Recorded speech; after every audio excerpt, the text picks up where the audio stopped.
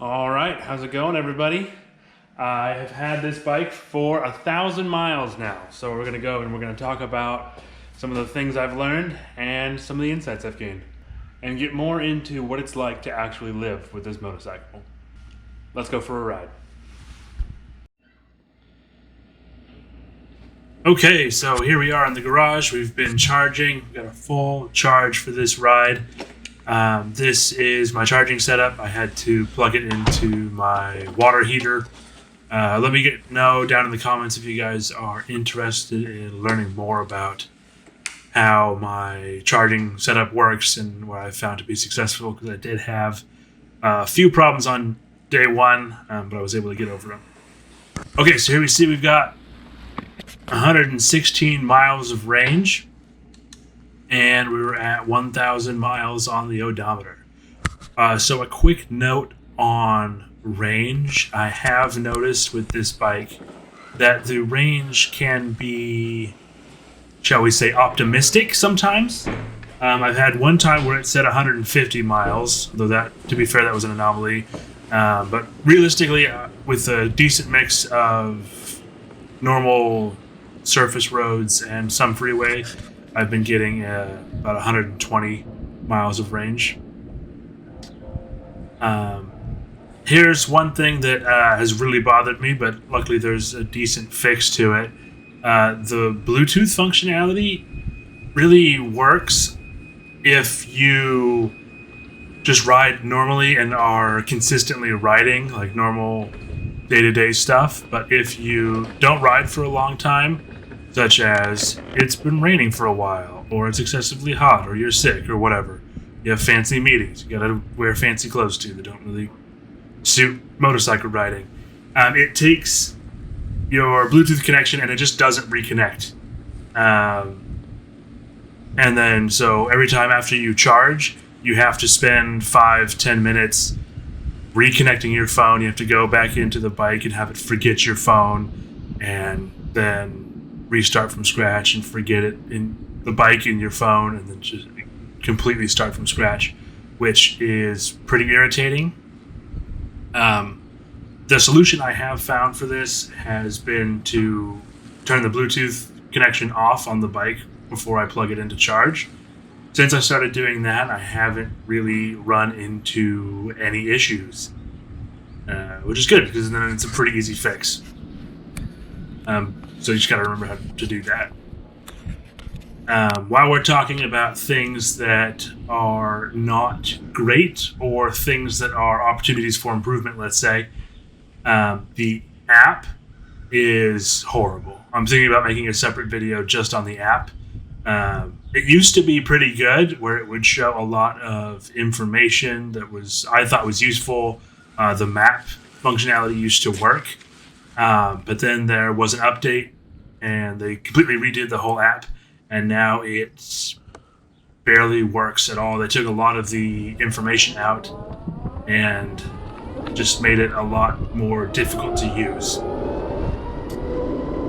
Other areas for improvement, you guys know my struggles with the mirror. That's probably honestly just a me issue. Your personal geometry may affect that. So your mileage may vary as far as that goes. Other software issues, I really haven't had issues. The maps not working anymore was a big disappointment. Luckily that was fixed by putting a mount on the handlebars so I can have my phone there, which I found to be great. You don't always have to have your phone there if you don't want it, which is great. It has left me stranded only once, and not for a battery issue like you might be thinking, but I rode it to work, and again, I live in Oklahoma, so it gets hot here in the summer. But I rode it to work, and I had a motorcycle cover over it, protect from some UV degradation and try and protect the screen from the hot, bright, direct Oklahoma summer sun. And this day was, to be fair, it was a particularly hot day, so it was 105. And after work, I walked out to the parking lot, got on my bike, and it turned out that it wouldn't start. It didn't say why. It just said call service on it, and wouldn't boot beyond that. Wouldn't restart the motors. Wouldn't do anything. So I called service, and they said to just push it into some shade and let it rest. And so that's what I did. I pushed it across the parking lot and left it under some trees. And luckily there was a breeze that day too, so we were able to get some nice cool air flowing over the batteries and motor. And probably ECU got too hot, but it did take 30 minutes for it to cool down, which was irritating because obviously I was trying to get home from work, and I knew I was about to jump on the freeway too, so I know that takes a lot of power, but I was also about to be able to go 50, 60 miles depending on traffic, likely about 50 miles an hour for a good couple minutes, which would have done a lot of good, I think, to cool the battery down with airflow. So that was annoying. So that's something else to be aware of, that if you live in a particularly hot climate or you enjoy riding on particularly hot days, and again, this day this happened was 105 degrees, you might struggle for effectiveness on that.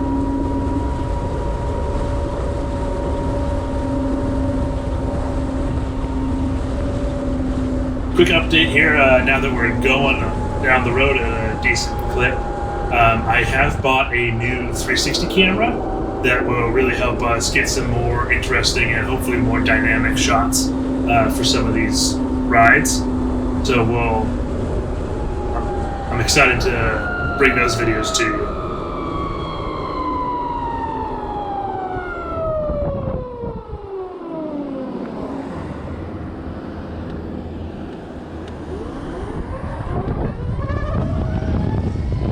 I still gotta say that one of the best things about this bike is the acceleration. I mean, that's one of the, if not the main reason you would buy a bike like this, is because it just accelerates like nothing. To be fair, motorcycles normally have a very good rate of acceleration, but electric makes acceleration faster. Arguably less fun because you're not changing gear, but it is pretty fun. It's also very stable at high speed. Stability is probably a good thing to talk about. You saw me take my hands off the wheel there for a sec. It's a fun trick. Cruise control works great. I've not had any issues with the cruise control. So at speed, it's very stable. I have found that it can get upset on particularly bumpy roads in a high crosswind, which I think, just because the slightly narrower wheelbase than what I'm used to, can make it a little bit more difficult to keep straight and feel secure, I guess. Also, I think another part of that is because you don't have the rotating mass that you get from an engine. That's, your crankshaft and your clutch and your wheels and things. Those kind of work as a gyroscope that keeps you in an orientation. You don't have nearly as much of that on this bike. So at particularly slow speeds, it can be a little bit less stable than you might be expecting. That being said, I found the balance is really good. So a lot of it's up to you, and you just don't have that gyroscopic benefit helping you out. One other thing has been the way this button, I think it's the voice activation button. I have never gotten it to work or to do anything at all. That might be just my phone that has an issue interpreting input from that button, but I've never had any success from that. Another thing that's interesting to get used to is the Harley-Davidson turn signals. This is my first experience with them. I enjoy them. It takes a little bit to get used to because most of the time I feel like people are used to your turn signals being on one side, and you're also used to them not being self-canceling. At least I wasn't. So when I started running this, it will auto cancel after you make a turn at certain amount of throttle put. It'll tell if you if you lean the bike over in a turn. So you're taking your turns particularly perpendicular to the road. You may find the auto cancel feature doesn't work great for you. But luckily with turning, you also turn the handlebars, so that should also cancel them. At least I found it to. But it takes some amount of getting used to when you try to cancel it after a turn. I would cancel it right after it would auto cancel, which means I would just start indicating again, which is pretty annoying. But again, that's one of the things, you just get used to it, and now I don't have any issues with it, which is pretty good. And then you have to remember, if you're making a lane change, that's not enough input on the bike or impetus on the bike for it to know to auto cancel. But if you are making a turn like this one here, you will see that it will auto cancel itself. So here, let's see if it does. Take this turn, won't even lean over that far, and there we go, it auto canceled for us, so we're good to go. Love the speed. Love the speed of this bike. The only problem is the faster you go, the faster it chews up your battery. So if you are going for long freeway rides, this bike is not gonna be for you. It's not gonna be able to do that. It's not gonna be able to hit that 120 miles of range that you may be wanting or maybe needing. Speaking of range, I have really enjoyed the regen auto braking. So if you don't know what that is, you roll off the throttle and it automatically starts to recuperate energy from your going along and puts that energy back into the battery. So that's fun. You can sometimes see your range indicator go up after you are decelerating from high speed. So that's cool. So I have some days where I'll ride and I won't ever actually touch the brakes because the bike is able to just completely brake for me. So that's kind of cool. It's really nice for just commuting, cruising. If you don't like that, there are modes you can turn it off, and it is adjustable on a percent basis, and you can decide what percent of regenerative braking you want to add. I understand it'd be the kind of thing like if you're carving through a nice mountain road, you want to be able to put on and let off the throttle and sort of handle more like a normal bike, then you can turn it way down and it's good for that. But if you're just cruising or you're in stop and go traffic and you want to keep your battery topped up, then it works great for that. Again, talking about range, I feel like you can't talk about an electric motorcycle without talking about range. I haven't found it to be too limited.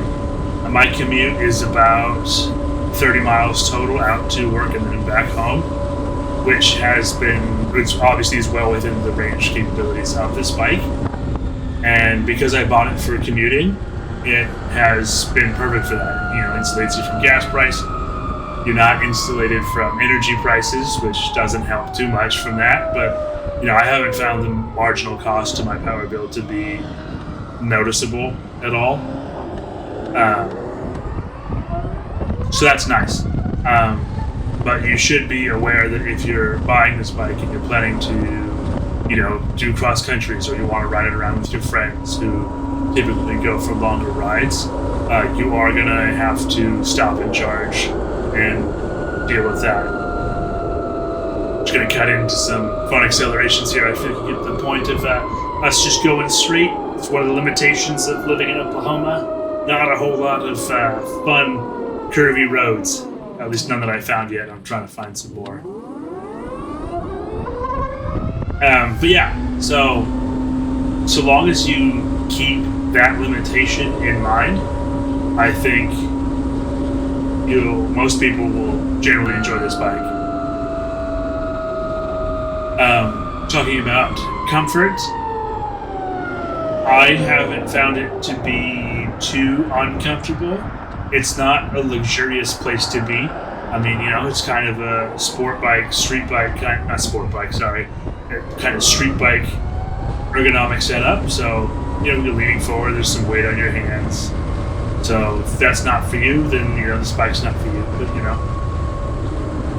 I haven't found it to be exceptionally uncomfortable either.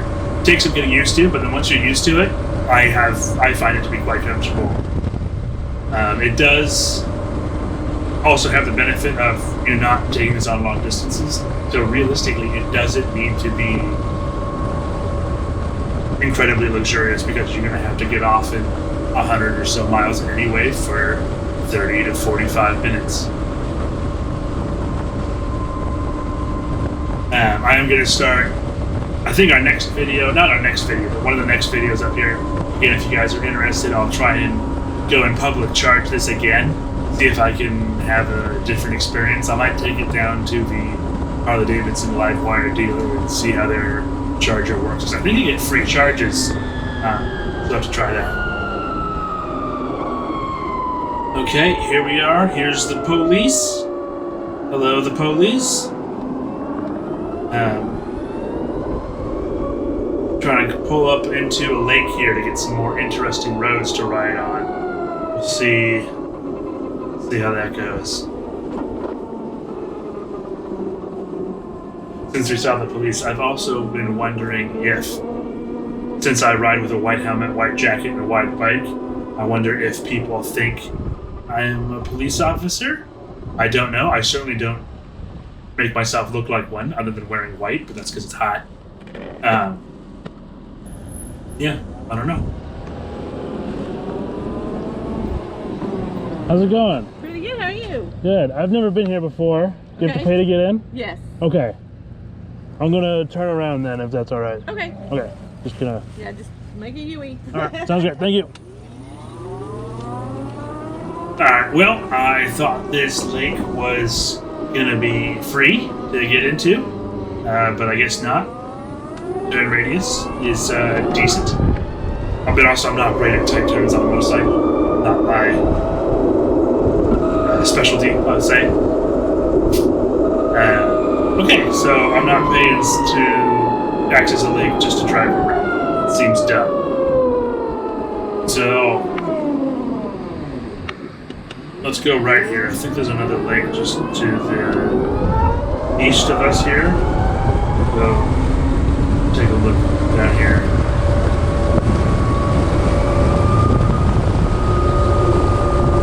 It is also exceptionally smooth.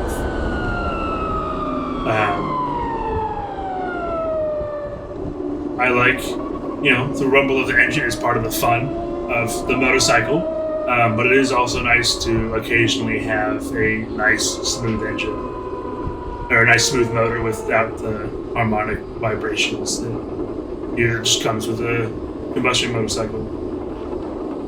I do still ride my red combustion motorcycle. You've seen it in the garage. I still ride it from time to time. Just depends. It looks like this is gonna try and charge us to get in here too. I'm not into that. Sorry about that. I guess I'll try and find some more interesting roads for next time.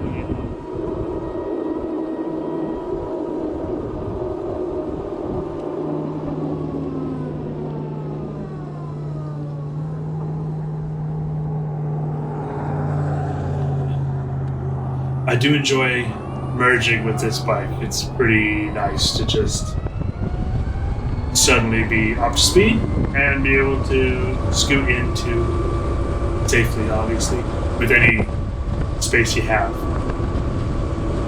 I have found, interestingly, this is not the bike's fault, this is probably more of a personal character flaw, that when I'm sitting at red lights, so we can't lane filter or lane split in Oklahoma.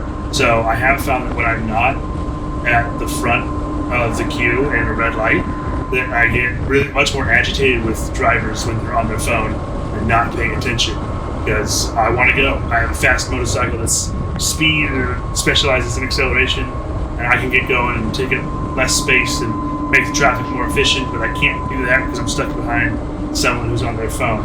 So I have found that to be particularly irritating. That's something I didn't really have on my other bike, or that I have in the car. Just something little extra that happens when I ride this bike. But again, that's probably a personal character flaw. That's certainly not the bike's fault. Nighttime performance, I've really enjoyed. The lights are very bright. Wide beams do a really good job of illuminating the road. I don't have footage of that because my cameras are not great at low light footage. So just gonna kind of struggle with that. But here on the way back home now, I'll get some more scenic shots. We'll get some more interesting scenic shots here in the next couple of videos. I do apologize, this video took forever. I'll be honest, I've had this video done for a while, just haven't gone through and edited it. I've been really busy at work and really tired when I get home. But I'm gonna try and do better and get more consistent about getting some interesting videos. So those are my basic general thoughts on the bike. I've enjoyed the ride modes. I've enjoyed the customization that's available in some of the settings. Go ahead and put your questions down in the comments, and maybe one of the next videos I'll do here in a couple videos will be a Q&A, and I'll be able to answer any questions that you might have. Yeah. There we go. So the question is should you, the watcher of this video, buy this bike? Well, it depends. It's fairly expensive. All in, this one cost me about $27,000, which is a lot for a commuter bike. But it was something that I wanted to try and frankly have really enjoyed, especially for the purpose of commuting. I think it's been phenomenal. But, you know, it's still an electric bike, so it does have the limitation of range. And then it takes a long time to get that range back, right? You can't just go to a gas station, take 2 minutes, and suddenly have all your range back.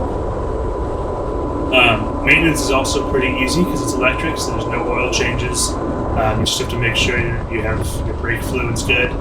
But again, you don't use your brakes too much because I have the regen dialed up pretty aggressively. And then tires, and I think that's basically it. Yeah, there's no oil change, no coolant, just brakes, tires, and the Kevlar belt.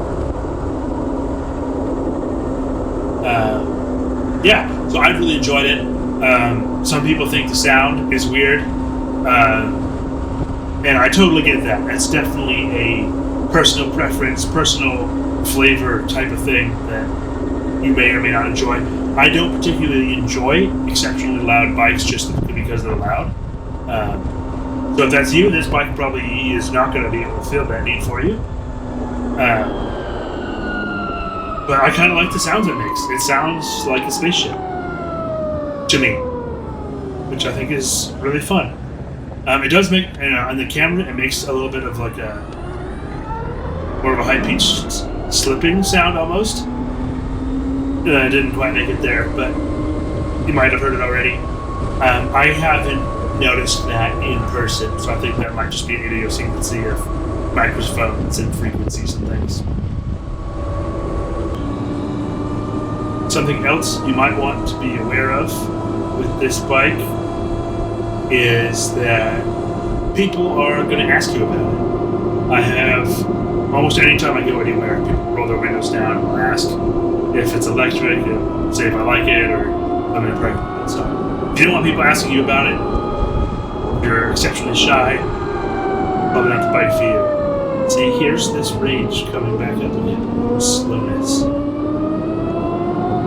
I don't like slowness. I understand. Sometimes it's necessary. But it is irritating.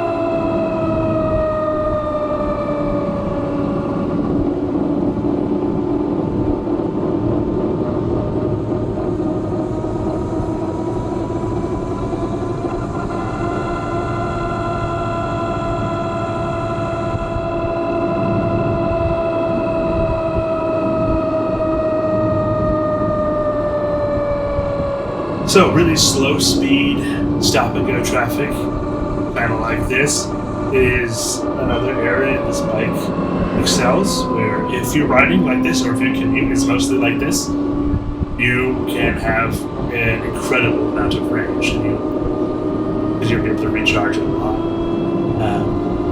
So for city stop and go traffic, it's great. It's not the most fun environment to ride a motorcycle, but it is oftentimes what we have. If he goes left, I'll be very upset. I need to go left. So if he goes left, I'm gonna have to go straight. So I'll be able to get past him pretty easy. So I should be going 10 miles an hour.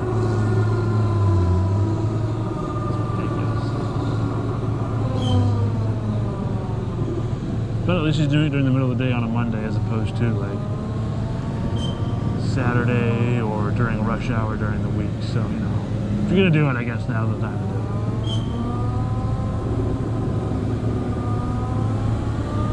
I should also mention that squeaking sound you're hearing is not from my bike, but it's from the trailer or tractor up ahead of us. So just in case you wonder. Leave you with another quick acceleration. So yeah, it's an expensive bike, mostly designed for commuting. I can't tell you if it's for you. That's kind of up to you. It is expensive, but you know, I guess that depends on how much money you have and how willing you are to spend it on a motorcycle, on a commuting, somewhat limited motorcycle at that. Though I personally have found those limitations to be overcome by the fun of the speed.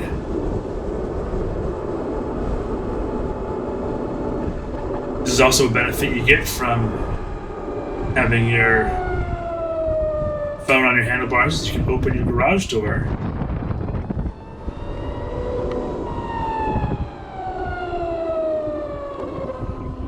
without having to wait in your driveway.